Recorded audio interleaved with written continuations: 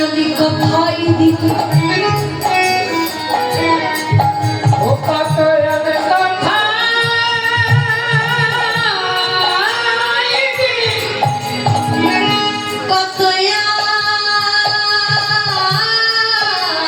আমি কথাই দিতে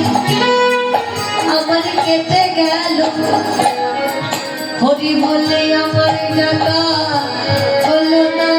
হলো না হলো না হরি বলিতে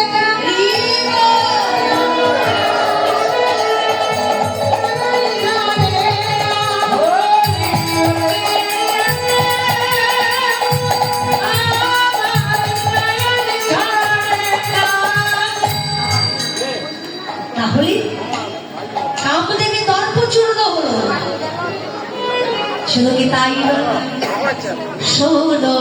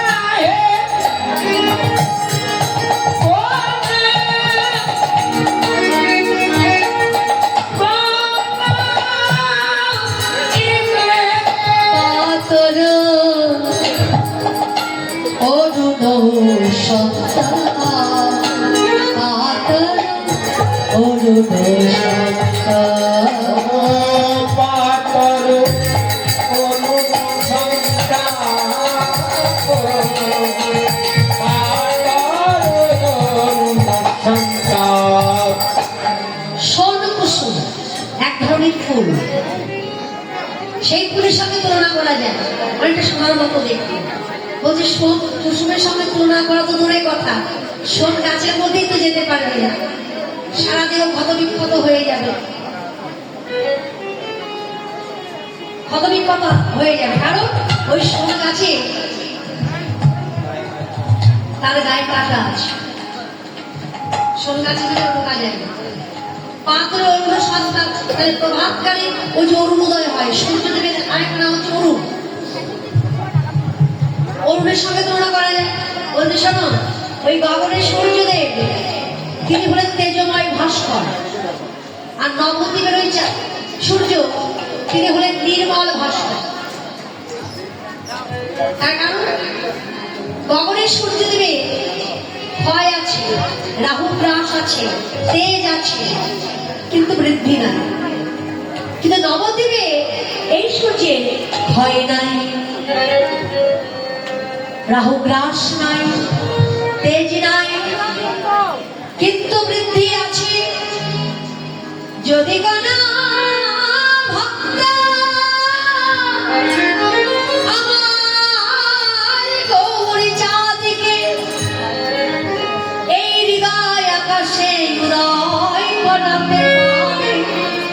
না করিবে যদি কোনো ভাগ্যবান বা ভাগ্যবতীর ভাগ্যাকাশে উদয় হয় তাহলে তার কি হয় জানিস তার ভিতর বাহির আলো করে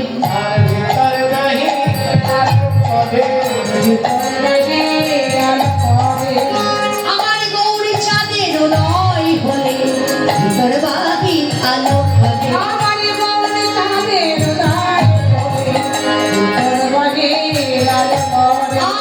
গৌরী চাঁদের উদয় হলে একবার প্রেমানন্দে বলে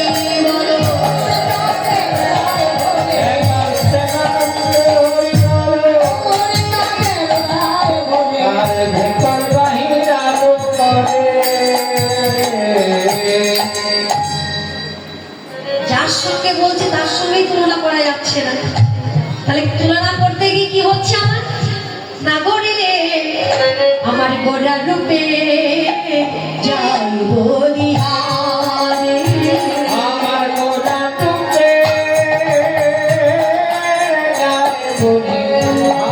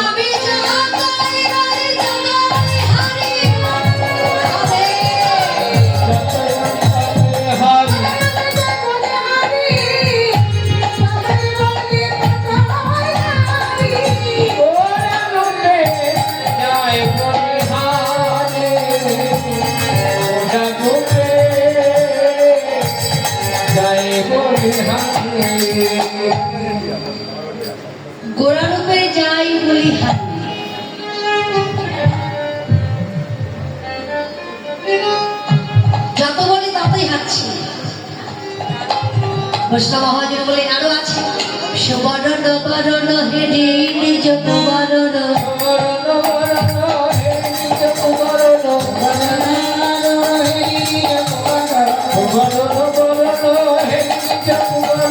মানিয়া পন বরণ সাপে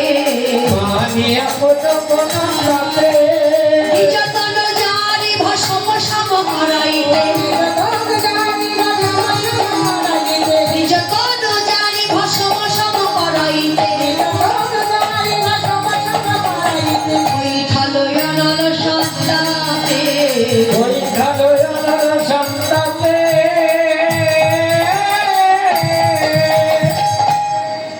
সুবর্ণ বরণ হেরি নিজ বরণ বলে সোনা সোনা নিজেকে বড্ড জ্যোতির্ময় রূপবান মনে করতেন। তাই সোনা যখন আমার গৌরাঙ্গের পাশে গিয়ে দাঁড়িয়েছিলেন তার জ্যোতি ঢাকা পড়ে গেল। এবার সোনা চিন্তা করলেন আমার জ্যোতি আরো বাড়াতে হবে, আর সোনা যত আগুনে পোড়ানো হয় তত জ্যোতি বাড়ে, নিজে নিজে আগুনে বসেছে। নিজ তনু যারি ভস্ম সম করাইতে বৈঠালো হরণ সম